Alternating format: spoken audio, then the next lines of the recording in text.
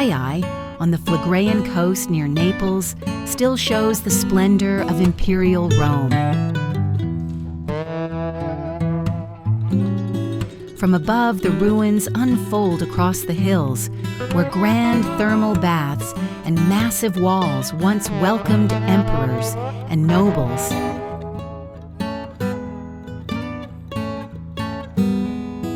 The Temple of Diana, the Temple of Mercury, and the Temple of Venus. Not temples, but vast thermal halls crowned with domes and arches, rise as silent witnesses of Roman engineering.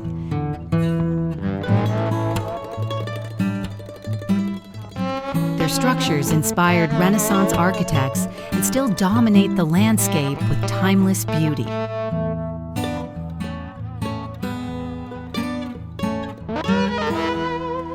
Walking through Baiae means entering the world of Roman leisure and luxury.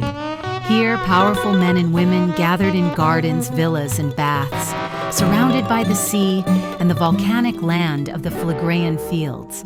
At sunset, the stone glows in golden tones, and the ruins reveal their eternal charm.